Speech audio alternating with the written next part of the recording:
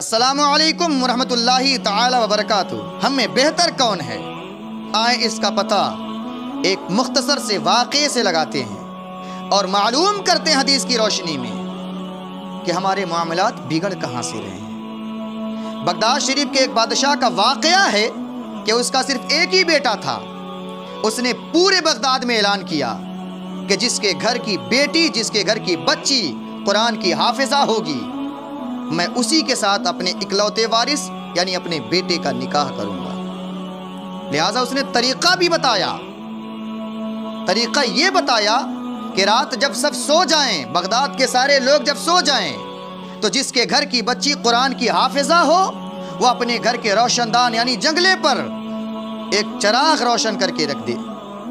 ہمارے سپاہی بغداد کی گلیوں میں گھومیں گے، معلوم کریں گے کس کے گھر کے روشن دان پر چراغ روشن ہے، اور ہمیں آ کر خبر دیں گے۔ ہم اس کے گھر اپنے بیٹے کے نکاح کا پیغام بھیجیں گے۔ معلوم ہے میرے بھائی، سامعین کرام، آپ کو معلوم ہے کہ اس کے بعد کیا واقعہ رونما ہوا؟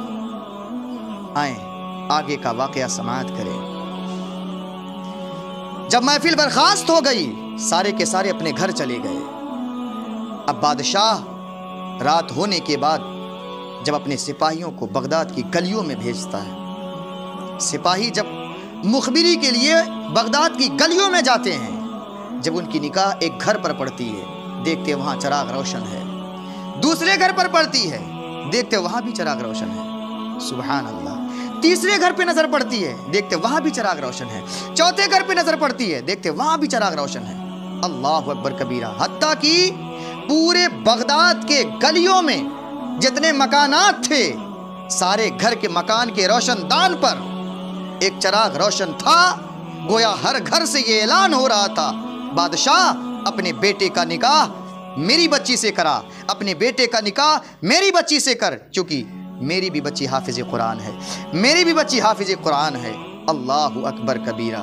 بغداد کے گلیوں کے ایک ایک گھر یہ اعلان کر رہے تھے کہ صرف ایک گھر کی نہیں، ہر گھر کی بچی قرآن کی حافظہ ہے۔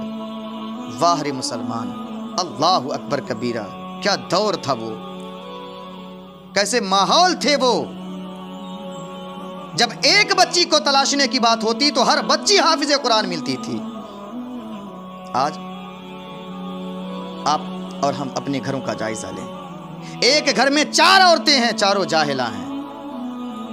بمشکل اگر پڑھایا بھی جاتا ہے اپنے گھر کے بچوں کو تو اتنا کہ رمضان شریف میں صرف تلاوت کرنے کے قابل ہو جائے۔ کیا یہ صحیح نہیں ہے کہ ہم اپنے بچے اور بچیوں کو قرآن کی صرف اتنی ہی تعلیم دے رہے کہ ہماری بچی قرآن پڑھنے کے قابل ہو گئی، زبان پر حروف کی ادائیگی ہونے لگی تو بس اب قرآن بند کر دے۔ رمضان میں تلاوت کے قابل ہو گئی میری بچی، بس یہیں تک اس کی تعلیم مکمل ہو گئی، تعلیم کا سلسلہ منقطع کر دیا گیا۔ بچے اور بچیوں کا حال یہ ہے۔ عصری تعلیم، دنیاوی تعلیم جسے کہتے ہیں، عصری تعلیم ہم اور آپ اپنے بچوں کو اتنا دے رہے ہیں کہ وہ کہیں جائے تو اسٹیشنوں کا نام پڑھنا جان لے، دستخط کرنا آ جائے، بس اس کے آگے مجھے اپنے بچوں کو نہیں پڑھانا ہے۔ یہی ہے مسلمانوں کی اصل حقیقت۔ اس وقت کی دور حاضرہ کی بات کر رہا ہوں میں، اور سب کی بات نہیں کرتا میں۔ کچھ ہیں ایسے جو دین و دنیا میں بہتری چاہتے ہیں اور اپنے بچوں کے ایک بہتر مستقبل کے لیے، اپنے بچوں کی اچھی تعلیم کے لیے اچھی فکر رکھتے ہیں، لیکن اکثریت مسلمانوں کی یہی ہے کہ بچہ صرف اتنا پڑھے کہ دستخط کرنا اور بورڈ پر لکھا نام پڑھنا آ جائے، بچی قرآن صرف اتنا پڑھے کہ اس کو رمضان میں تلاوت کرنا آ جائے، بس اس کے آگے ہم اپنے بچے اور بچیوں کو بڑھنے نہیں دے رہے ہیں۔ کیا معاشرے کی بڑھتی برائی کی ایک وجہ یہ نہیں ہے کہ تعلیم سے اپنے بچوں کو دور کر رہے ہیں؟ اور صرف ایک وجہ نہیں، سب سے بڑی وجہ یہی نہیں ہے؟ سوچیں مسلمان، غور کریں، بغداد کے اس واقعے سے درس عبرت حاصل کریں۔ اچھا، قرآن کی حافظہ وہ بادشاہ کیوں کہہ رہا تھا کہ مجھے چاہیے؟ اس کی بھی وجہ بتاؤں۔ اللہ کے حبیب صلی اللہ علیہ وسلم کا ارشاد گرامی ہے، ارشاد ہے رسول پاک صلی اللہ علیہ وسلم نے ارشاد فرمایا خیرکم من تعلم القرآن وعلمہ، تم میں سب سے بہتر وہ ہے جو قرآن کو سیکھے اور اسے دوسروں کو سکھائے۔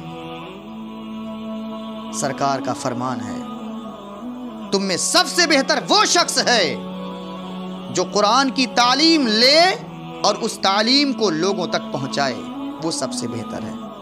اس بادشاہ کی جو پسند تھی، اس بادشاہ نے جس کی تخصیص کی تھی، یقین ہے اس حدیث پر اس کی نظر گئی ہوگی۔ ہماری جاتی ہے شادی میں،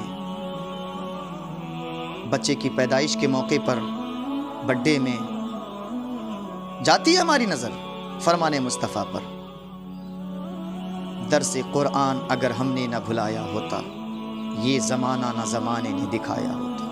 مسلمانوں، آئی لو محمد سڑکوں پر نہیں، پیشانی میں سجدے کی تڑپ پیدا کر کے بتاؤ۔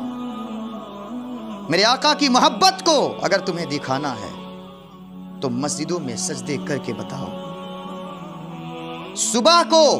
صبح کی نیند کو قربان کر دو، ذبح کر دو صبح کی نیند کو، اور تڑپ کر آ جاؤ مسجد کی طرف، رب کی بارگاہ میں حاضری دو۔